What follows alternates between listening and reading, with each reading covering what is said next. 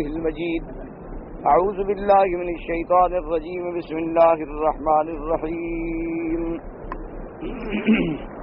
ومن يعمل سوءا أو يظلم نفسه ثم يستغفر الله يجد الله غفورا رحيما. ومن يكسب إثما فإنما يكسبه على نفسه وكان الله عليما حكيما. ومن يكسب خطيئة أو إثما ثم يرم به بريئا فقد احتمل بهتانا وإثما مبينا. ولولا فضل الله عليك ورحمته لهمت طائفة منهم أن يذلوك وما يذلون إلا أنفسهم وما يضرونك من شيء وأنزل الله عليك الكتاب والحكمة وعلمك ما لم تكن تعلم وكان فضل الله عليك عظيما. قال المؤلف والمفسر رحمه الله تعالى أدام النفع بعلومه وعلومكم في الدارين آمين. إلى أن قال يخبر تعالى عن كرمه وجوده أن كل من تاب إليه تاب عليه من أي ذنب كان. اب اللہ تبارک و تعالی خبر دیتے ہیں اپنے کرم کی، اپنے جود کی، کہ جو بندہ اللہ کی طرف رجوع کرے، توبہ کرے، چاہے کتنا بڑا گناہ کیوں نہ ہو، اللہ اس کی توبہ قبول فرما لیتے ہیں. سچے دل سے توبہ کرے، اللہ معاف فرما دیتے ہیں. فقال تعالی ومن يعمل سوءا او يظلم نفسه ثم يستغفر الله يجد الله غفورا رحيما. قال علي بن ابي طلحه عن ابن عباس رضي الله تعالى عنهما أنه قال في هذه الآية أخبر الله عباده بعفوه وحلمه وكرمه وسعة رحمته ومغفرته. فمن أذنب صغيرا كان أو كبيرا ثم يستغفر الله يجد الله غفورا رحيما. ولو كانت ذنوبه أعظم من السماوات والأرض والجبال. اب حضرت ابن عباس رضی اللہ تعالی عنہما ارشاد فرماتی ہیں کہ اللہ تبارک و تعالی اپنے عفو کی، اپنے حلم، اپنے کرم کی، اپنی رحمت، اپنی مغفرت کی خبر دیتی ہیں اپنے بندوں کو. اللہ پاک فرماتی ہیں کہ اگر کوئی شخص گناہ کرے، چاہے وہ گناہ چھوٹا ہو یا بڑا ہو، حتیٰ کہ اس کے گناہ جو ہیں وہ آسمانوں اور زمین اور پہاڑوں سے بھی بڑے ہوں، لیکن توبہ کرے تو اللہ معاف کر دیتے ہیں. اللہ تبارک و تعالی چونکہ غفور الرحیم ہیں، آدمی جتنا بڑا گناہ گار ہو لیکن اس کے دروازے پہ آ جائے، گر جائے، بس اس کی رحمت جو ہے ڈھانپ لیتی ہے. اور اللہ تبارک و تعالیٰ کی رحمت اتنی بڑی ہے کہ فرمایا کہ آسمانوں سے بھی بڑے، زمینوں سے بھی بڑے، پہاڑوں سے بھی بڑے گناہ ہو، لیکن سچے دل سے توبہ کر اللہ کے دروازے پہ گر جائے تو معافی مل جاتی ہے.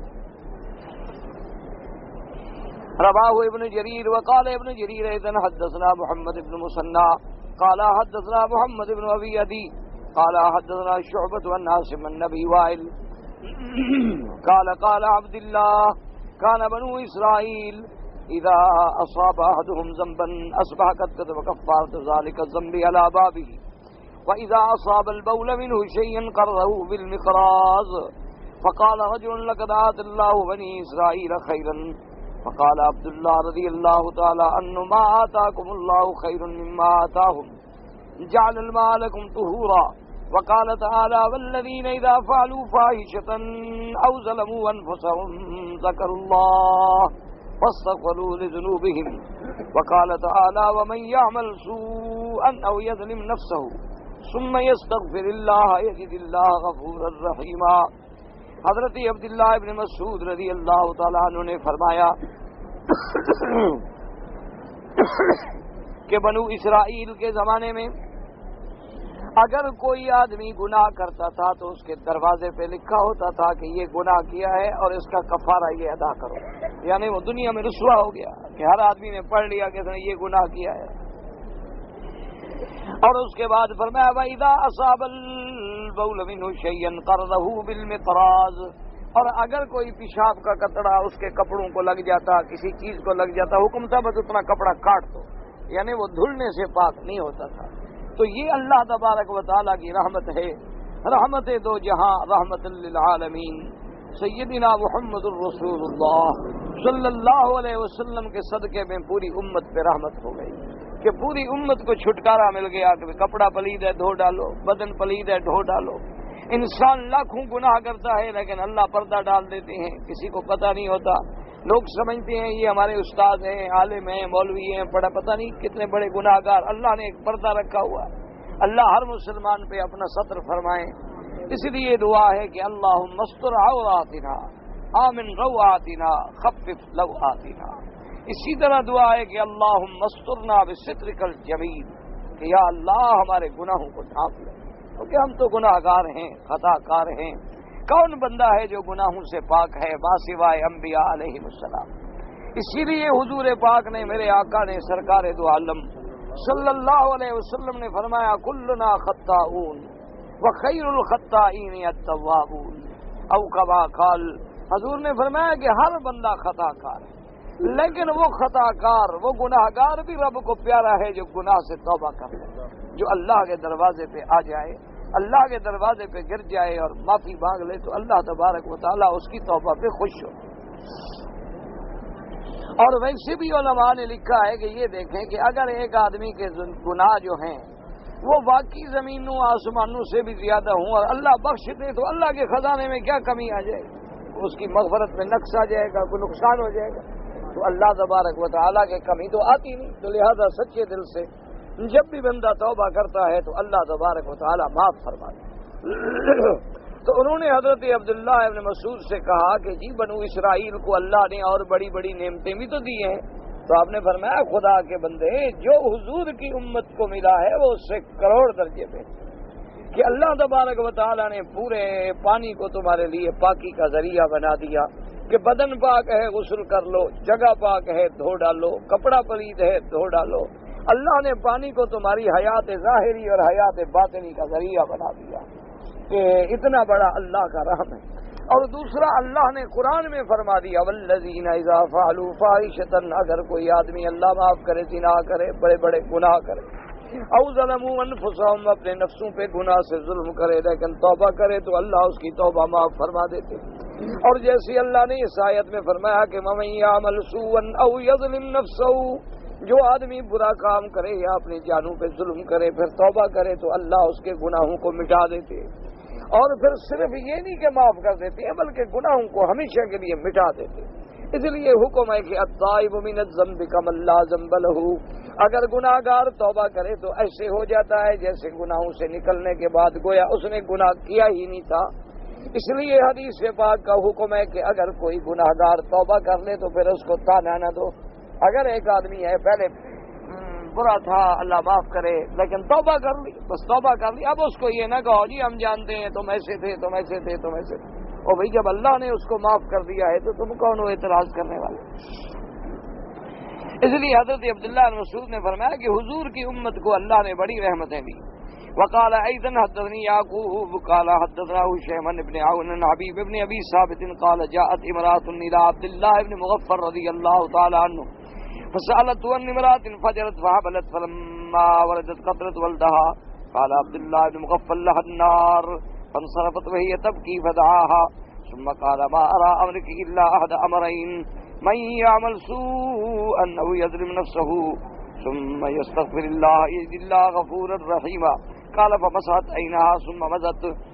حبیب ابن ابی ثابت فرماتے ہیں کہ ایک عورت حضرت عبداللہ ابن مغفر رضی اللہ تعالی عنہ بڑے جلیل القدر صحابی ہیں میرے آقا کے، ان کی خدمت میں ایک عورت آئی، اس نے آ کے پوچھا کہ حضرت میں ایک مسئلہ پوچھتی ہوں کہ ایک عورت ہے اس نے نعوذ باللہ فجرت فحبلت، اس نے زنا کیا، زنا سے وہ حاملہ ہو گئی، حاملہ ہونے کے بعد جب بچہ پیدا ہوا تو بچے کو بھی قتل کر دیا تاکہ میرا گناہ نہ کھلے، اب بچہ لے کے پھروں گی تو لوگوں کو پتہ چل جائے گا، تو پہلے زنا کیا پھر بچہ پیدا ہوا بچے کو بھی قتل کر دیا، تو ایسی عورت کے لیے کیا خیال ہے آپ کا؟ نے فرمایا اس کے لیے تو پھر جہنم ہے۔ تو وہ وہاں سے پھری وہی تب کی اور رونے لگی، جو کہ اصل تو وہ خود عورت تھی نا، لیکن اپنا نام نہ کہا، ایسے پوچھ لیا کہ ایک عورت ہے۔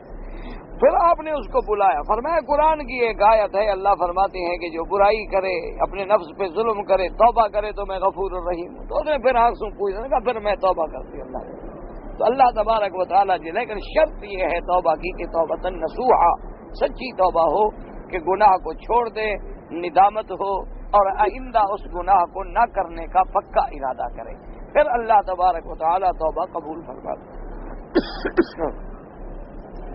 وقال الامام احمد حدثنا عبد الرزاق قال حدثنا عبد الرحمن بن مهدي قال حدثنا شعبہ عن عثمان بن المغيرة قال سمعت علي بن ربيعة من بني اسد يحدث عن اسماء او ابن اسماء من بني فضالة قال قال علي رضي الله تعالى عنه كنت اذا سمعت من رسول الله صلى الله عليه وسلم شيئا نفعني الله فيه بما شاء ينفعني منه وحدثني ابو بكر وصدق ابو بكر رضي الله عنه قال قال رسول الله صلى الله عليه وسلم ما من مسلم يذنب ذنبا ثم يتوضأ ثم يصلي ركعتين ثم يستغفر الله لذلك الذنب الا غفر له وقرأ هاتين الآيتين ومن يعمل سوءا او يظلم نفسه والذين فعلوا اذا فاحشة او ظلموا انفسهم الآية وقد تكلمنا على هذا الحديث وعزيناه الى من رواه من اصحاب السنن وذكرنا ما في سنده من مقال في مسند ابي بكر الصديق رضي الله تعالى عنه وقد تقدم بعد ذلك في سورة آل عمران ايضا۔ حضرت امام احمد رحمۃ اللہ علیہ نے روایت فرمائی کہ حضرت علی رضی اللہ تعالی عنہ فرماتے ہیں کنت اذا سمعت من رسول اللہ صلی اللہ علیہ وسلم شیئا، حضرت علی فرماتی ہیں کہ جب میں اپنے آقا حضور پاک کے فرمان سنتا ہوں تو مجھے اللہ اس سے بڑا نفع دیتے ہیں کہ حضور کی باتیں جب سنتا ہوں تو عمل کرتا ہوں۔ اور فرمایا اسی طرح مجھے ابو بکر نے کہا وصدق ابو بکر، اور ابو بکر سچا ہے رضی اللہ تعالیٰ۔ یہ پیار ہے حضرت علی رضی اللہ تعالیٰ، ورنہ اتنا ہی کافی تھا کہ حضرت ابو بکر نے فرمایا، لیکن یہ کہنے کے بعد فرمایا وصدق ابو بکر، اور ابو بکر نے جو کہا سچ کہا، کیونکہ ابو بکر تو کبھی بات غلط کہتے نہیں، وہ تو صدیق ہیں جن کا لقب آسمانوں میں صدیق ہے، اور جن کے صدق و صفا کا اللہ گواہ ہے، اور جن کے صدق و صفا پہ محمد مصطفیٰ کی شہادت ہے۔ فرمایا انہوں نے مجھے فرمایا تھا کہ حضور پاک نے فرمایا، حدیث مبارک ہے، ما من مسلم یذنب ذنبا، اگر کسی مسلمان سے کوئی گناہ ہو جائے، گناہ کے بعد ثم یتوضا، اس نے وضو کیا، ثم یصلی رکعتین، پھر اس نے 2 رکعت نماز پڑھی، ثم یستغفر اللہ لذلک الذنب، پھر اس گناہ سے اس نے توبہ کی، اللہ تبارک و تعالیٰ اس کے گناہ کو معاف کر دیتے ہیں۔ اور اس کے بعد حضرت نے یہ 2 آیتیں پڑھی کہ اللہ نے قرآن میں فرمایا وَمَن يَعْمَلْ سُوءًا أَوْ يَظْلِمْ نَفْسَهُ الآیہ وَالَّذِينَ إِذَا فَعَلُوا فَاحِشَةً أَوْ ظَلَمُوا أَنفُسَهُمْ الآیہ۔ تو یہ دونوں آیتیں بھی انہوں نے استدلال میں پڑھی کہ جس آدمی سے گناہ ہو جائے، لیکن یاد رکھیں یہ معنی ہوتا ہے کہ جو اللہ کے بندے ہیں پہلے تو الحمدللہ وہ گناہوں سے بھاگتے، وہ گناہوں سے ہر لحاظ سے بچتے، اور دوسری بات یہ بھی یاد رکھا کریں کہ گناہ صغیرہ اور گناہ کبیرہ، یعنی بعض گناہ جو ہیں وہ چھوٹے گناہ ہیں اور بعض گناہ جو ہیں وہ کبائر ہیں۔ کیا مانا؟ کسی غیر محرم عورت کو دیکھنا، اس کو چھونا، ہاتھ لگانا، بوسہ دینا، بدن کے ساتھ لگانا، یہ صغیرہ ہے، لیکن زنا کرے تو یہ کبیرہ۔ تو یہ تقسیم اس لیے ہے کہ ہمیں سمجھ آ جائے کہ صغائر جو ہیں وہ تو بغیر توبہ کے بھی معاف ہو سکتے ہیں، ان الحسنات یذہبن السیئات، لیکن کبائر جو ہیں وہ بغیر توبہ کے معاف نہیں ہوتے۔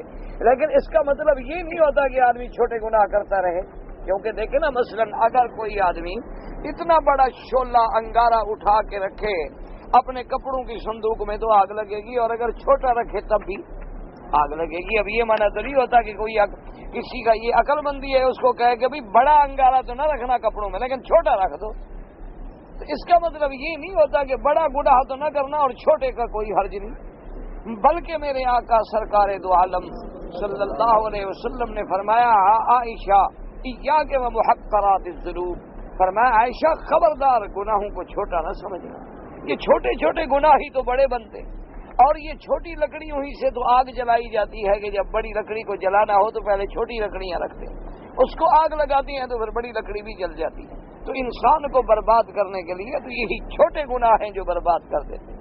اور پھر یہ قاعدہ ہے کہ انسان جب چھوٹے گناہ میں مبتلا ہوگا تو بڑے گناہ میں مبتلا ہوگا، اور جو آدمی چھوٹے گناہ سے بھی بچ گیا، جو آدمی غیر محرم عورت کو دیکھے ہی نہ تو زنا کیا کرے گا، لیکن اگر دیکھے گا، باتیں کرے گا، علیحدگی میں ملے گا تو کسی وقت گناہ بھی ہو سکتا ہے۔ تو اس لیے یہ نہ سمجھا کریں کہ یہ چھوٹا گناہ ہے یا بڑا گناہ ہے، اور اسی طرح یہ بھی نہ سمجھا کریں کہ اللہ بڑے غفور الرحیم ہے، اس کا معنی ہے کہ ہم کرتے رہیں پھر توبہ کر لیں گے، یا اچھا بھی گناہ کر لیا اور اس کے بعد پھر ہم 2 رکعت پڑھ لیں گے، پھر توبہ کر لیں گے اور اس کے بعد معاف ہو جائیں گے۔ یہ بات نہیں ہوتی، کیونکہ کبھی اللہ تبارک و تعالیٰ معاف فرمائیں، اللہ ناراض ہوں تو گناہ کرنے میں فرصت ہی نہ ملے، وہی موت آ جائے، پھر کیا کرو گے؟ کتنے لوگ ہیں جو گناہ کی حالت میں قتل ہو جاتے ہیں، کتنے لوگ ہیں جو زنا کی حالت میں قتل ہو جاتے ہیں، کتنے لوگ ہیں جو چوری کی حالت میں دیوار گری، مکان گری، چھلانگ لگائی وہی مر گئے، کتنے لوگ ہیں ڈاکے ڈال کے بھاگے پھیریں وہی مر گئے۔ توبہ تو توبہ رہی، ان کو تو پتہ ہی نہیں ہوتا کہ ہم نے کیا کرنا ہے۔ تو اس لیے کبھی یہ نہ سمجھا کریں، یہ تو اللہ اپنی رحمت بتلاتے ہیں کہ بھئی اگر بندہ ہے، انسان ہے، خطا کار ہے، اس سے کوئی غلطی ہو گئی، گناہ ہو گیا، تو وہ اللہ کی رحمت سے مایوس نہ ہو جائے۔ اللہ تبارک و تعالیٰ کی رحمت کے دروازے کھلے ہیں، توبہ کا دروازہ کھلا ہے، جب تک کہ سورج مغرب سے طلوع نہیں ہوگا توبہ کا دروازہ بند نہیں ہوگا۔ اسی طرح جب تک انسان کا موت کا وقت آ جائے اور جب سکرات لگ جائے، جس کو عربی میں کہتی ہے تو غرغرہ لگ جائے، یعنی پانی ڈالو تو غرغر کر کے باہر آ جائے، اندر نہ جائے، اس کے بعد بھی پھر توبہ قبول نہیں ہوتی۔ اس سے پہلے اللہ نے توبہ کے دروازے کھول رکھے ہیں، تو لہذا یاد رکھیں اللہ کا حکم ہے کہ سابقوا الی مغفرۃ من ربکم، اللہ کے مغفرت کے اعمال جو سبب بنے گناہوں کے معافی کا، ان کی طرف جلدی کرو۔ کیا مانا؟ توبہ کرو، ایسا نہ ہو کہ توبہ کا وقت ہی گزر جائے، ایسا نہ ہو۔ اس لیے حکم ہے کہ تم اگر تندرست ہو تو اپنی بیماری کے آنے سے پہلے اللہ کو راضی کرنے کی کوشش کرو، تم اگر جوان ہو تو بڑھاپے کے آنے سے پہلے اللہ کو راضی کرنے کی کوشش کرو، تم اگر دن میں ہو تو رات کے آنے سے پہلے دن کے اعمال صالحہ کرو، تم اگر رات میں ہو تو دن کے آنے سے پہلے اپنے اللہ کو راضی کر لو۔ پتہ نہیں پھر دن نصیب بھی ہوگا کہ نہیں ہوگا، پتہ نہیں کہ اگلا سانس بھی ہمارا نکلے گا کہ نہیں نکلے گا۔ تو اس لیے رحمت کی آیتیں دیکھ کر آدمی کو ایسا نہیں کہ گناہوں پہ جری ہو جائے، اور اللہ کے عذاب کی آیتیں دیکھ کر ایسا نہیں کہ آدمی مایوس ہو جائے، بلکہ ایمان جو ہے بین الخوف والرجاء، یعنی امید اور ڈر کے درمیانی کیفیت کا نام جو ہے وہ ایمان ہے، کہ اللہ کے عذاب سے ڈرتا بھی رہے اور اللہ کی رحمت پہ امید بھی رکھے۔ جیسے کہ سیدنا امیر المؤمنین عمر بن الخطاب رضی اللہ تعالی عنہ نے ارشاد فرمایا کہ اگر قیامت کے دن اعلان ہو جائے کہ ساری دنیا جو ہے وہ جنت میں جائے گی لیکن ایک بندہ جہنم میں جائے گا، تو فرماتے تھے میں ڈرتا ہوں کہ کہیں وہ بندہ میں نہ ہوں، اور فرماتے ہیں اگر اعلان ہو جائے کہ ساری دنیا جہنم میں جائے گی صرف ایک جنت میں جائے گا، فرماتے تھے مجھے امید ہے کہ پتہ نہیں وہ میں ہوں جنت میں جانے والا۔ یعنی اللہ پر امید ہو تو ایسی ہو، اور اللہ کے عذاب کا ڈر ہو تو ایسا ہو، اسی کا نام ایمان ہے۔ ایمان جو ہے خوف و رجا کے درمیان ہے۔ رحمت کی آیتیں پڑھ کر اتنا نہ اغترار میں آ جائیں کہ چلو جی چھوڑو، کیا نماز، کیا روزہ، کیا حج، کیا زکوٰۃ، بھائی اللہ پکڑے تو انبیاء کو پکڑ لیتے ہیں، تو ہمارا حج روزہ کیا کرے گا؟ ٹھیک ہے گناہ کرو، چھوڑو بس ہی، اللہ چاہیں گے تو معاف کر دیں۔ اور جی فلاں آدمی ہم نے دیکھا ساری زندگی گناہ کرتا تھا لیکن معاف ہو گیا، ضروری تو نہیں کہ تمہیں بھی ایسا ہو جائے، اور اللہ کی مرضی ہے، اللہ چاہے تو کافروں کو ہدایت دے دیں اور اللہ چاہے تو مسلمانوں کو گمراہ کر دیں۔ کتنے مسلمان ہیں جو عیسائی بن گئے، کتنے مسلمان ہیں جو قادیانی بن گئے، کتنے مسلمان ہیں جو آغا خانی بن گئے، کتنے مسلمان ہیں جو ذکری فیضے میں جا کر کافر بن گئے، کتنی مسلمان ہیں جو معتزلہ کے ایسے فرقوں میں داخل ہوئے کہ راستے سے ہٹ گئے، کتنی مسلمان ہیں جو اسلام کا نام لے کر قرآن کے منکر ہیں، کتنی مسلمان ہیں جو اسلام کا نام لے کر حدیث رسول پاک کے منکر ہیں، کتنی مسلمان ہیں جو اس دور میں قرآن، اسلام، نماز، روزے کے پابند ہیں لیکن سود کا حلال سمجھتے ہیں۔ یہ کیا؟ یہ تو اللہ کا منشا ہے۔ اللہ چاہے تو کافروں کو ہدایت دے دے، اللہ چاہے تو مسلمانوں کو گمراہ کر دے، وہ تو غنی ہے، بے پرواہ ہے، وہ تو اس کا فیصلہ ہے کہ یستبدل قوما غیرکم، اگر تم ٹھیک نہیں ہوگے تو ہم ایک اور قوم پیدا کر دیں گے، اللہ کو کیا ہے۔ اس لیے ہمیشہ اللہ کے عذاب سے بھی ڈرتے رہیں اور اللہ کی رحمت کی امید بھی رکھیں کہ بندہ ہے، انسان ہے، خطا کار ہے، خطائیں ہو جاتی ہیں، تو پھر مایوس نہ ہو جائے کہ بھئی اب تو میں کیا کروں، نہ، اللہ کی رحمت کا دروازہ کھلا ہوا ہے۔ اس لیے فرماتے ہیں وقد رواه ابن مردوی فی تفسیرہ من وجہ آخر عن علی رضی اللہ تعالی عنہ وقال حدثنا محمد بن زیاد قال حدثنا ابراہیم اسحاق الحرانی قال حدثنا داؤد بن مہران الدباغ قال حدثنا عمرو بن یزید عن عبد خیر عن علی رضی اللہ تعالی عنہ قال سمعت ابا بکر هو الصدیق رضی اللہ عنہ يقول سمعت رسول الله صلى الله عليه وسلم يقول ما من عبد أدرك فقامت وزا فأسره ثم قام وصلى واستغفر من ذنبه إلا كان حقا على الله أن يغفر له۔ اس حدیث مبارک میں ہے کہ حضرت صدیق رضی اللہ تعالی عنہ نے فرمایا کہ میں نے حضور سے سنا ہے کہ اگر کوئی بندے سے گناہ ہو جائے پھر وہ وضو کرے، اچھی طرح وضو کر کے نماز پڑھے، اللہ کے آگے توبہ کرے تو پھر اللہ اپنی رحمت سے اپنے اوپر واجب سمجھتی ہیں کہ اس بندے کے گناہ معاف کر دیں۔ ان اللہ تبارک و تعالی یقول ومن يعمل سوءا او يظلم نفسه ثم يستغفر الله يجد الله غفورا رحيما۔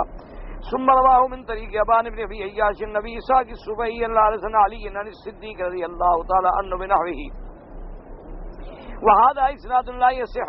وقال ابن مردوي حدثنا محمد بن علي بن دحيم قال حدثنا احمد بن حازم قال حدثنا موسى بن مروان الرقي قال حدثنا مبشر بن اسماعيل الحلبي عن تمام بن جيهن قال حدثني كعب بن زهر الأزدي قال سمعت أبا الدرداء رضي الله تعالى عنه يحدث قال كان رسول الله صلى الله عليه وسلم وكان له حاجة وقام إليها وأراد الرجوع تركنا عليه في مجلسه وبعد ما عليه وإنه قام فتركنا عليه فقال أبو الدرداء فأخذ ركوة من ماء فاتبعته فمضى ساعة ثم رجع ولم يقض حاجته فقال إنه أتاني آت من ربي فقال إنه من يعمل سوءا أو يظلم نفسه ثم يستغفر الله تغفر رحيما ورتن بشر أصحابي۔ اب جناب اس حدیث مبارک میں آتا ہے کہ حضرت ابو الدرداء رضی اللہ تعالی عنہ جو صحابی جلیل ہے میرے مدنی پاک صلی اللہ علیہ وسلم کو فرماتے ہیں کہ حضور صلی اللہ علیہ وسلم کے ارد گرد جب ہم بیٹھے ہوتے، حضور بیٹھے ہوتے، اگر حضور کسی کام کے لیے تشریف لے جاتے تو اگر آپ نے واپس آنا ہوتا تو وہاں کوئی چیز چھوڑ دیتے، یا تو اپنے جوتے مبارک چھوڑ دیتے یا اور کوئی چیز چھوڑ دیتے، یہ علامت تھی کہ حضور واپس آئیں گے، اور اگر کوئی چیز نہ چھوڑتے تو علامت تھی کہ حضور واپس نہیں آئیں گے، حضور تشریف لے گئے۔ کہتے ہیں کہ حضور پاک صلی اللہ علیہ وسلم اٹھے فَتَرَكَنَا عَلَيْهِ، آپ نے اپنی جوتا مبارک وہیں چھوڑ دیا۔ کہتے ہیں اس کے بعد قال ابو الدرداء، حضرت ابو الدرداء فرماتے ہیں کہ میں تھوڑا سا پانی لے کے چلا گیا کہ بھی حضور جو مسجد سے باہر گئے ہیں، شاید ہو سکتا ہے حضور پاک کو پانی کی ضرورت ہو، لیکن فرماتی ہیں کہ حضور صلی اللہ علیہ وسلم بس ایسے گئے اور پھر واپس آ گئے۔ واپس آنے کے بعد فرمایا انہ اتانی آت من ربی، آپ نے فرمایا کہ اللہ نے وحی بھیجی ہے، اللہ تبارک و تعالیٰ کا فرشتہ میرے پاس آیا اور اللہ کا یہ حکم لایا ہے ومن يعمل سوءا او يظلم نفسه ثم يستغفر الله يجد الله غفورا رحيما، کہ جو بندہ گناہ کرے پھر توبہ کرے تو اللہ اس کی توبہ قبول فرما لیتے ہیں، اللہ اس کے گناہوں کو معاف کر دیتے ہیں۔ فرمایا فَأَوَدْتُ أَن نُبَشِّرَ أَصْحَابِي، میں اسی لیے لوٹا کہ اپنے صحابہ کو خوشخبری دے دوں کہ اگر کوئی بندہ ہے اللہ نہ کرے گناہ ہو جائے لیکن سچے دل سے توبہ کرے تو اللہ معاف کر دے۔ قال ابو الدرداء وكانت قد شقت على الناس الآية التي قبلها من يعمل سوءا يجزى به فقلت يا رسول الله ثم استغفر غفر له قال نعم ثم قلت والثانية قال نعم قلت والثالثة قال نعم وإن زنا وإن سرق ثم استغفر الله غفر الله ولا رغم أن في أبي الدرداء قال فرأيت أبو الدرداء يدعو أنف نفسه بإصبعه هذا حديث غريب جدا من هذا الوجه بهذا السياق وفي إسناده ضعف۔ اب حضرت ابو الدرداء رضی اللہ تعالیٰ عنہ فرماتی ہیں کہ اصل میں قرآن کی جب یہ آیت اتری من يعمل سوءا يجزى به، کہ جس آدمی نے برائی کی اللہ اس کو بدل سزا دیں گے، تو سب ڈر گئے کہ بھی کون بندہ ہے جس سے غلطی نہیں ہوتی، اگر ہمیں ہر غلطی پہ اللہ سزا دیں تو پھر تو کوئی بھی نہیں بچ سکتا۔ تو اس کے بعد اللہ تبارک و تعالیٰ کی رحمت جوش میں آئی اور اللہ نے یہ آیت نازل فرمائی کہ اگر کوئی بندہ گناہ کرے، کوئی بندہ خطا کرے لیکن اللہ کے دروازے پہ سچے دل سے توبہ کر لے تو اللہ تبارک و تعالیٰ بخشنے والے ہیں اور مہربانی کرتے ہیں۔ حضرت ابو الدرداء فرماتے ہیں کہ جب میں نے یہ آیت مبارک سنی تو میں نے حضور پاک کی خدمت میں عرض کیا، میں نے کہا یا رسول اللہ ان زنا و ان سرقا، یعنی اگر کوئی بندہ زنا کرے، چوری کرے، پھر توبہ کر لے وہ بھی بخشا جائے گا؟ اصل بات یہ تھی کہ اس زمانے میں ان گناہوں کا تو تصور ہی نہیں تھا نا. یہ گناہ جو ہے یہ تو آج کل نعوذ باللہ گناہ نہیں رہا. یہ تو آج کل نعوذ باللہ ایک فیشن بن گیا کہ ہر جوان آدمی کے لیے نعوذ باللہ ایک فیشن ہے. ہر جوان مبتلا ہے اس عذاب میں. اللہ تبارک و تعالیٰ معاف فرمائے. مگر وہ لوگ جن کو اللہ نے ہدایت دی، جن کو اللہ تبارک و تعالیٰ نے گناہوں سے محفوظ رکھا ہے، ورنہ آج اکثریت جو ہے اس گناہوں میں مبتلا ہو گئی. ایک تو اس کی وجہ کیا ہے کہ دین سے جہالت، اور دوسری وجہ کیا ہے کہ میڈیا کی شرارت، کہ رات دن نوجوانوں کو فلم کے ذریعے، اخبار کے ذریعے، اشتہارات کے ذریعے، رسالوں کے ذریعے، ڈائجسٹوں کے ذریعے، کہانیوں کے ذریعے، انٹرنیٹ کے ذریعے، VCR اور فلموں کے ذریعے ایسا انہوں نے ہر نوجوان میں ایک شہوت کہی جان بپا کر دیا ہے کہ جب آگ بھڑک اٹھے تو پھر وہ دائیں بائیں کو تو نہیں دیکھتی. اس لیے انہوں نے لوگوں کو ایسے گناہوں کے عذاب اور بٹھی میں ڈال دیا کہ اللہ تبارک و تعالیٰ معاف کرے. اسی لیے ایک حدیث میں آتا ہے نا، حضور پاک نے اپنے صحابہ کو فرمایا تھا، آپ نے فرمایا کہ ایک زمانہ میری امت پہ آئے گا کہ وہ لوگ جتنا تم دین پہ چلتے ہو اس کا 10واں حصہ بھی چلیں گے تو تمہارے برابر ثواب لے جائیں گے. تو صحابہ نے کہا حضور وہ آئیں گے بھی بعد میں. فرمایا ہاں اس وقت میری سنت پہ چلنا بڑا مشکل. تو اس زمانے میں اگر کوئی میری سنت پہ چلے گا اور دین پہ رہے گا اور اللہ رسول کے فرمان پہ چلے گا تو آج کل دیکھیں نا آپ ایمان سے کہیں، یعنی حضور کے زمانے میں یا خیر القرون کے زمانے میں یا تابعین کے زمانے میں، تبع تابعین کے زمانے میں تو کوئی مسئلہ ہی نہیں تھا داڑھی رکھنا. آج کل تو داڑھی رکھنا بھی ایک مسئلہ ہے. یعنی ورنہ تو پہلے زمانے میں حضور کے دور میں تو کوئی مسلمان یہ سوچ ہی نہیں سکتا تھا کہ داڑھی بھی منڈوائی جاتی ہے. یعنی ان کے دماغ میں یہ تصور بھی نہیں تھا، خیال ہی نہیں تھا کہ بھئی کیسے ہو سکتا ہے کہ مسلمان ہو اور داڑھی مڈاتا ہو. لاہوروں کے طریقے کیسے ہو سکتا ہے؟ کون مسلمان اپنی شکل یہود و نصارہ کی بنائے گا؟ یہ تو وہ سوچ ہی نہیں سکتے. یعنی آپ اندازہ کریں کہ کافر، مسلمانوں کو تو چھوڑے نا، مسلمان تو بڑی شان والی قوم ہے. کافروں میں جس دن مکہ فتح ہوا اللہ نے اسلام کو غلبہ دیا. حضور سرکار دو عالم صلی اللہ علیہ وسلم اسی صفا کی پہاڑی پہ تشریف رکھتے تھے اور جتنی عورتیں مسلمان ہو رہی تھی حضور ان سے بیعت لے رہے تھے، لیکن حضور کبھی کسی عورت سے ہاتھ نہیں ملاتے تھے اور نہ ہی حضور صلی اللہ علیہ وسلم کے سامنے کوئی غیر محرم عورت آتی تھی. باقاعدہ پردہ لگا دیا جاتا تھا، عورتیں اس طرف بیٹھتی تھیں اور حضور ادھر تشریف فرما ہو. تو آپ کی چچی ہیں حضرت ابو سفیان کی بیوی ہیں ہندا ان کا نام تھا، اور حضور صلی اللہ علیہ وسلم کی سکی چچی ہے. لیکن یہ وہ عورت ہے جس کو اسلام سے بڑا بغض تھا اور جس نے سیدنا حمزہ کو شہید کرایا تھا، رضی اللہ تعالی عنہ کو شہید کرایا تھا. اسی ہندا نے واشی کو بھیجا تھا. تو اس لیے بی بی ہندا کہتی ہیں کہ میں اسلام تو لانا چاہتی تھی لیکن مجھے ڈر تھا کہ اگر حضور کو پتہ چل گیا نا کہ میں ہندا ہوں تو میرا کبھی اسلام قبول نہیں کرے، کیونکہ میں نے حضور کے محبوب، حضور کے لاڈلا سیدنا حمزہ کو شہید کرایا تھا. تو اس لیے میں نے کہا حضور مجھے معافی نہیں دیں گے. تو میں عورتوں میں مل کے ایسے چھپ کر کے بیٹھ گئی. میں نے کہا جب ساری عورتیں کلمہ پڑھیں گی میں بھی کلمہ پڑھ لوں گی، مسلمان ہو جاؤں گا، پھر پتہ نہیں شاید معافی مل جائے. ورنہ اگر میں کہوں کہ حضور میں فلاں ہوں تو حضور میرا اسلامی قبول نہ فرمائے تو پھر کیا ہوگا. تو بہرحال میرے کہنے کا مقصد یہ ہے کہ بیٹھ گئی. تو حضور پاک نے یہ آیت مبارک جو ہے قرآن کی کہ جب عورتیں آئیں بیعت کرنے کے لیے، اذا جاءک المؤمنات یبایعنک، آپ کے ہاتھ پہ بیعت کریں تو پہلی شرط کیا ہوگی کہ اللہ یشرکن باللہ شیئا، اللہ کے ساتھ شرک نہیں کریں، اور اللہ یشرکن باللہ شیئا ولا یسرقن ولا یزنین، چوری نہیں کریں گی، زنا نہیں کریں گی. یہ پہلے وعدہ کریں تو پھر بیعت لیں.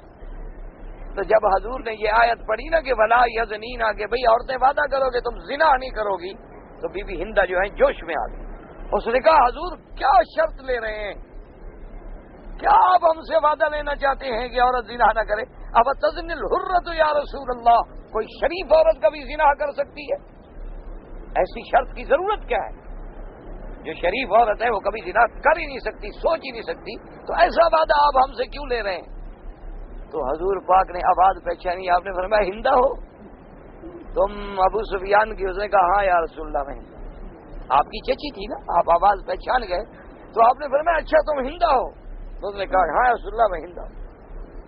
حضور نے فرمایا چوری نہیں کریں گے؟ اس نے کہا حضور بات یہ ہے کہ آئندہ تو ہم نہیں کریں گے، لیکن آج تک جو میں اپنے خاوند کے پیسے اٹھا کے خرچ کر دیتی ہوں اس کا کیا ہوگا؟ بغیر خاوند کی اجازت کے پیسے ادھر دے دیے، ادھر دے دیے، ادھر دے دیے، گھر دے دیے، بچوں کو دے دیے، خرچ کر دیا۔ حضور نے فرمایا کہ ضرورت کے تابع گھر کے خرچ کے لیے تو کر سکتا ہے آدمی، زیادہ نہیں کر سکتا جب تک خاوند کی اجازت نہ۔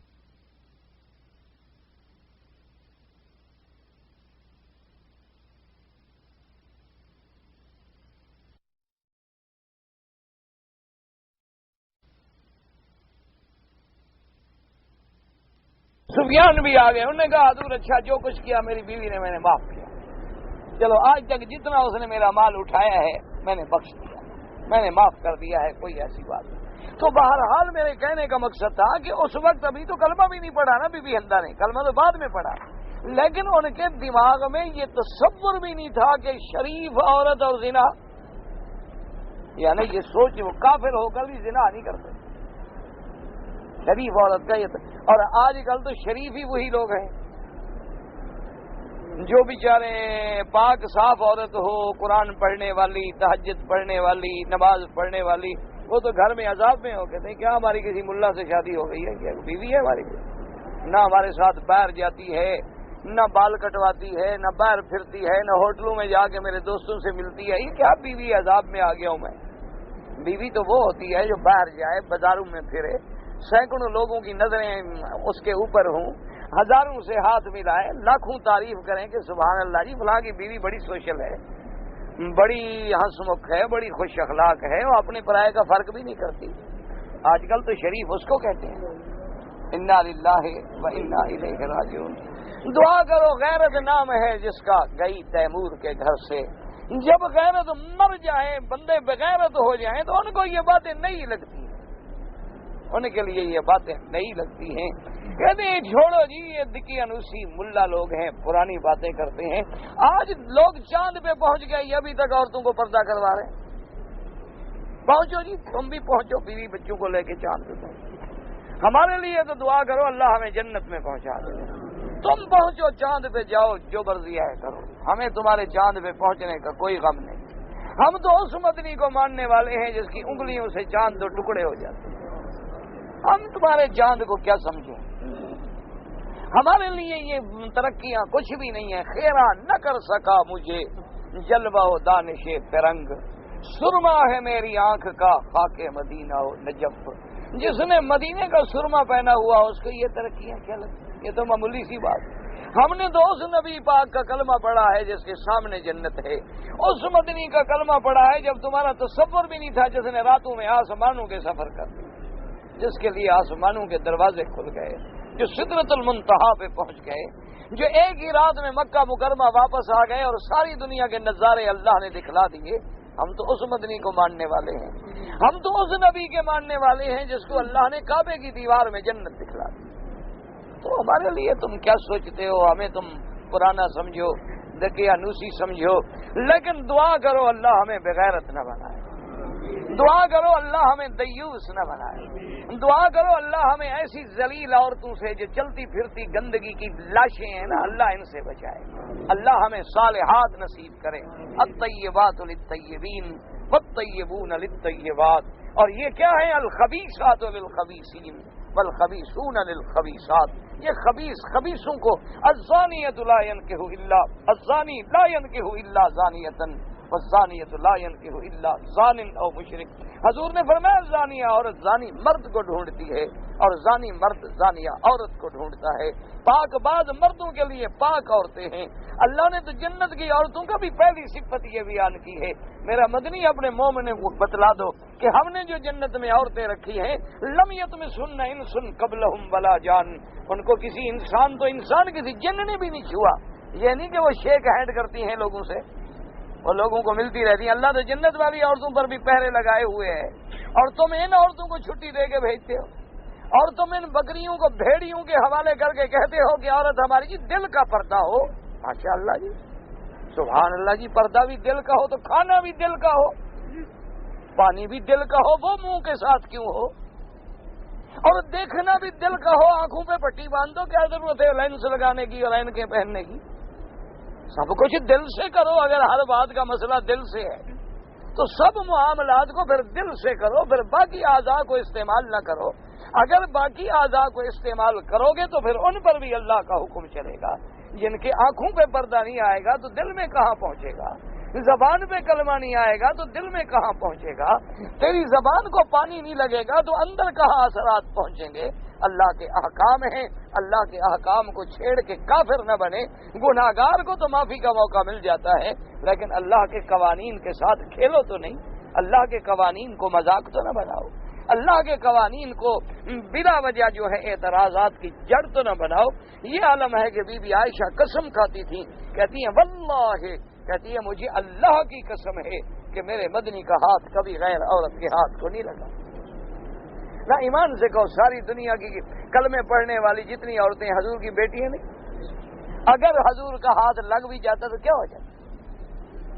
نہ ایمان سے کہیں، اگر میرے مدنی سرکار کسی عورت کو شفقت فرماتے ہوئے ہاتھ لگا دیتے تو کیا ہو جاتا؟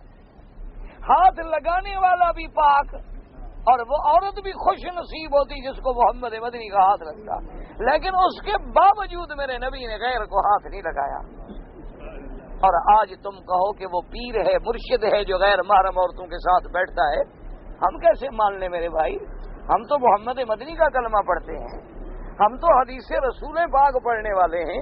ہم تو ان کو دجال کہیں گے، ہم تو ان کو جادوگر کہیں گے، ان کو نجومی کہیں گے، فراڈی کہیں گے، ان کو منکران اسلام کہیں گے. ان کو ہم پیر کیسے مان لیں؟ ہم تو پیر اس کو مانیں گے جس کی نظر ایسی ہو جیسے محمد مدنی کی نظر، جس کے قدم وہاں چلیں جہاں محمد مدنی کے قدم چلیں، جس کا اٹھنا بیٹھنا سونا کھانا لیٹنا بالکل تصویر ہو میرے مدنی محمد مصطفیٰ.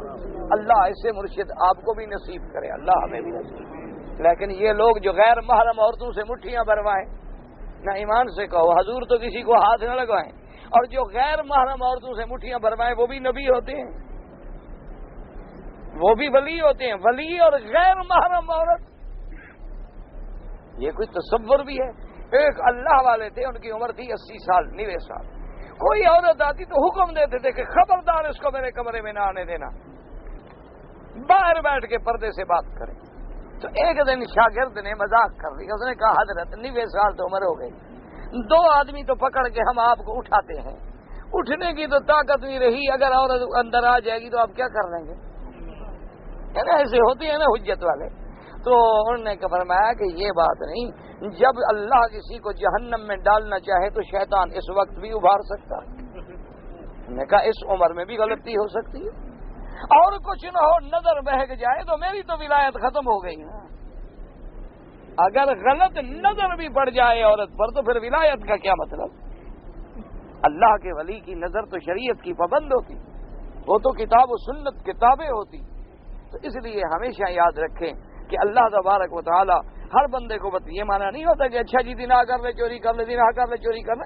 مانا حضور کا یہ ہے کہ اگر کوئی ایسا بندہ ہے اور توبہ کرے پھر بھی اللہ معاف کر دے. اللہ تبارک و تعالی معاف کر دیں گے. اللہ کی رحمت کے دروازے کھلے ہیں اور دروازے رحمت کے بند نہیں ہوئے. دعا کرو اللہ ہم پر بھی رحمت فرمائے. دل سے دعا کر لیں اللہ ہمارے گناہ معاف کر دیں اور اللہ عالم اسلام پہ اپنی رحمت نازل فرمائے. اللہ اسلامی ملکوں پہ اپنی رحمت نازل فرمائے. دعا کرو قرآن کا قانون. آؤ جناب ماشاءاللہ دیکھو ترقی کا نتیجہ. جو عورت 2 خاوند رکھے ماشاءاللہ بڑی شریف ہے بھائی، اس کو جناب رجم کرو، سنگسار کرو، خود نہیں شریعت کے محکمے میں لے جاؤ اور سنگسار کریں. یاد رکھو اسلام نے مرد کو تو اجازت دی ہے 4 بیویاں رکھنے کی، لیکن کسی عورت کو 2 خاوند یا 4 خاوند کی اجازت نہیں. گو آج کل نئی پڑھی لکھی عورتوں کا یہ مطالبہ ہے. آج کل پڑھی لکھی عورتیں جو ہے نا وہ ان کا مطالبہ ہے، وہ کہتی ہیں یہ عدل انصاف کے خلاف ہے. اگر مرد 4 عورتیں رکھ سکتا ہے تو ایک عورت 4 خاوند کیوں نہیں رکھ سکتی؟ لیکن 4 خاوند رکھ کے ذرا تجربہ کر دیکھیں. او اللہ کے بندے، اسلام کے حکم میں حکمت ہے، یاد رکھو۔ اگر عورت ایک ہو اور خاوند 4 ہوں تو بیٹا کس کا ہوگا؟ وہ تو بیٹا تو حرامی کا حرامی ہو گیا۔ تو اللہ جو نسب بچانا چاہتے تھے وہ تو نہ بچ سکا۔ اسلام تو یہ چاہتا ہے کہ معاشرہ غلط نہ ہو، باپ ہے، بیٹا ہے، بیٹی ہے، بہن ہے، بیوی ہے، یہ نسب محفوظ رہے، انساب محفوظ رہے قیامت تک۔ اگر 4 خاوند ہوں، اچھا 4 خاوند ہیں، 4 کو ضرورت ہے آج رات، تو وہ کس کے پاس جائے؟ سوچ لیں، ٹھنڈے دل سے غور کر لیں۔ اچھا پھر ہر عورت جو ہے 1 مہینے میں 8 دن تو حیض کے ساتھ ہے، باقی 22 دن بچ گئے۔ اگر حمل ہو جائے تو 9 مہینے حمل کے ساتھ ہے، تو 4 آدمی تو روکے رہے نا۔ اس طرح تو 1 بھگتتا ہے، اس طرح 4 آدمی بھگتے ہیں۔ اچھا عدل ہے، یہ تو ان کا دماغ خراب ہے۔ اللہ تبارک و تعالی رحمت فرمائے، اللہ ہدایت عطا فرمائے۔ اگر خاوند نے 4 بیویاں رکھی ہیں، کوئی فرق نہیں پڑتا ہے، نسب تو ایک باپ کا ہوگا نا، نطفہ تو ایک باپ کا ہوگا۔ اچھا اگر ایک عورت حیض میں ہے، ایک حمل میں ہے، ایک بیمار ہے، تو اپنی خواہش دوسری سے پوری کر رہا، کوئی فرق نہیں پڑتا۔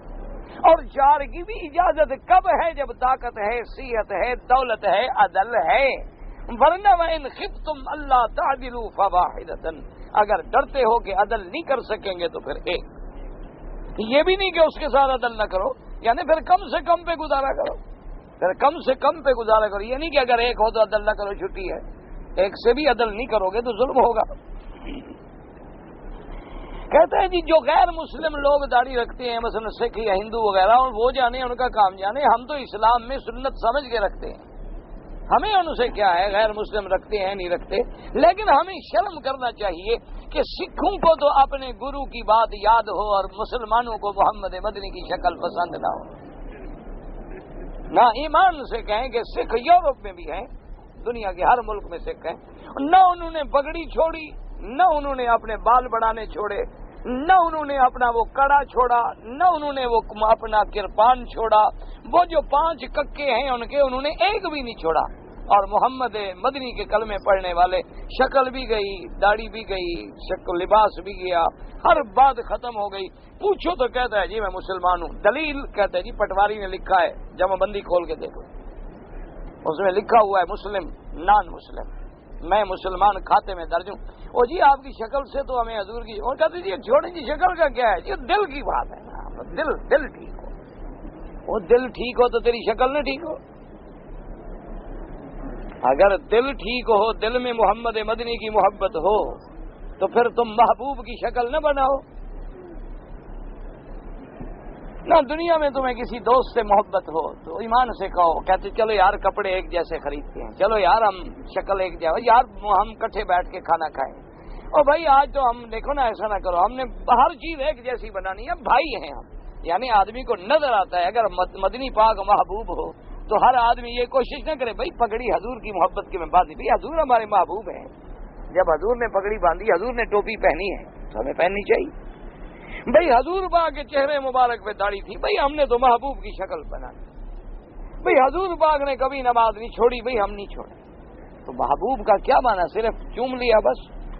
انگوٹھے چومنے سے کام ہو جائے نا؟ یہ تو پھر لوگوں نے بہت بعد میں بتایا، پہلے لوگ تو بلا وجہ محنت کرتے رہے، ورنہ ان کو بھی پتہ چل جاتا بھی انگوٹھے چوم لو، اور 15 شعبان کی ساری رات ایک ٹانگ پہ کھڑے رہو، اور 27 کو معراج منا لو، بس جنت کے دروازے کھل جائیں گے، نہ نماز کی ضرورت ہے، نہ روزے کی، نہ حج کی، نہ قلب کی۔ انا للہ و انا، دیکھ لینا اب انشاءاللہ، ابھی آ رہے ہیں نا، ساری رات عمرے کریں گے، فجر کی نماز نہیں پڑھیں گے، باہر سو رہے ہیں۔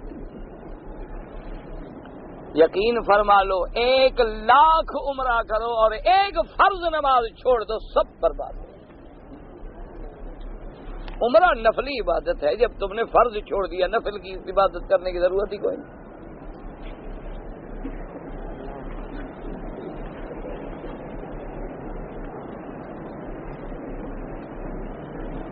جو بہرحال آپ کا خاوند بیمار ہے، اللہ آپ کی مدد فرمائے، اللہ اس کو شفا عطا فرمائے، ہم تو دعا ہی کر سکتے ہیں۔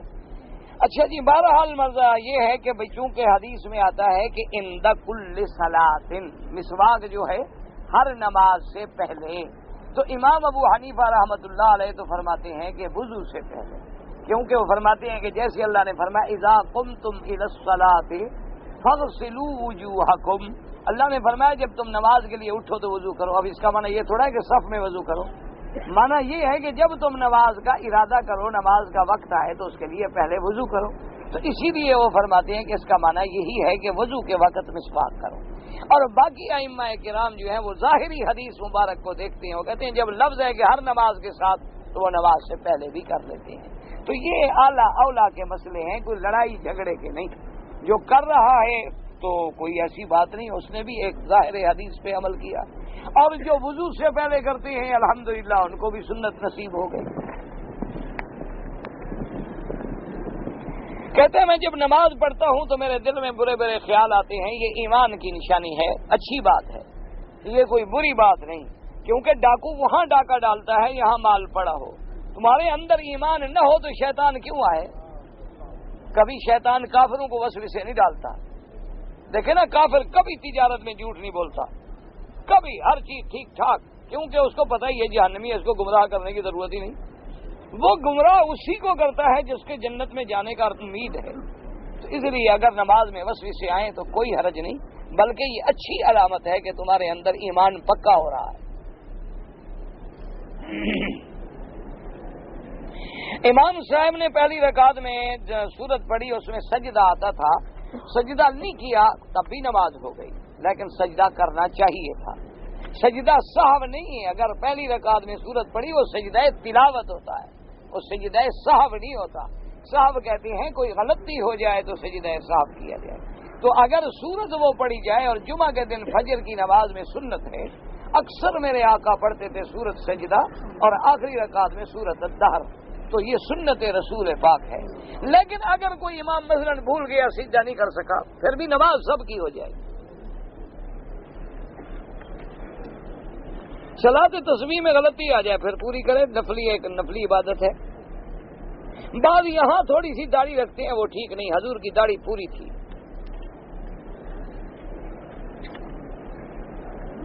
اگر اکثر لوگ جو ہے شادیاں اپنے خاندان اپنے قبیلے میں کرتے ہیں، کسی دوسری قوم میں نہیں کرتے، اسلام نے کوئی پابندی نہیں لگائی، اپنی قوم میں کرو دوسری قوم میں کرو، لیکن اکثر اس رواج کا فائدہ یہ ہوتا ہے کہ لوگوں کو برادری کے رشتوں کا پتہ ہوتا ہے کہ بھئی فلاں کیسا ہے، ان کا گھر کیسا ہے، ماحول کیسا ہے، بچے بچیاں کیسے ہیں، اور پھر قبیلہ قبیلے سے جڑا رہتا ہے، ایک دوسرے سے رشتے جو ہیں قائم رہتے ہیں۔ ورنہ اگر آپ باہر رشتے کریں کوئی پابندی نہیں، کوئی نہیں، جہاں مرضی ہے رشتہ کرو، سب مسلمان بھائی ہیں۔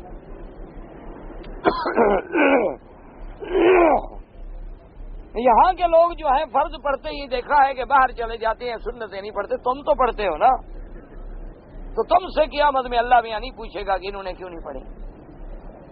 تم اپنا فکر رکھو، تم پڑھتے رہو، باقی تمہیں کیا پتا وہ گھر میں پڑھتے ہوں، سنتیں پڑھنی تو گھر میں افضل ہیں، مسجد سے زیادہ ثواب ہے گھر میں۔ اب آپ کو ہمیں کیا پتا ہے کہ وہ گھر میں پڑھتے ہیں نہیں پڑھتے، ہم اعتراض کیوں کریں؟ ہم تو اپنا فکر کریں نا کہ ہم کیا کر رہے ہیں۔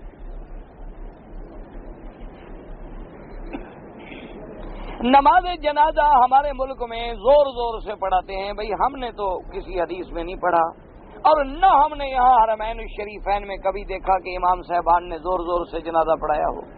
آج کل کچھ نئے مولویوں کو نئی کوئی بات ملی ہو تو اللہ عالم، ہمیں نہیں ملی آج۔ خضاب سیاہ لگانا حرام ہے، داڑھی کو بھی بالوں کو بھی، اس میں اگر آپ کوئی اور رنگ ملا دیں کہ دور سے تو آپ کو سیاہ نظر آئے لیکن قریب سے سرخ ہو، جیسے مہندی ملا لیں یا اس میں بسمہ ملا لیں یا اور کوئی نیلے قسم کی کوئی بوٹی آتی ہے وہ ملا لیں، وہ پھر جائز ہے۔ جمعہ کے وقت میں 2 اذانیں دینا جو ہے بالکل سنت ہے، کیونکہ جو صحابہ عمل کر دیں وہ بھی سنت رسول پاک۔ جب حضرت صحابہ کے زمانے میں یہ عمل ہو گیا، صحابہ کا اجماع ہو گیا، اس کا وہی درجہ ہے جو سنت رسول کا درجہ۔ حضور صلی اللہ علیہ وسلم کو ان کے لباس مبارک میں ہی غسل دیا گیا، سیدنا علی، سیدنا فضل، عباس نے غسل دیا، اللہ کے نبی کے کپڑے نہیں اتارے جاتے ہیں۔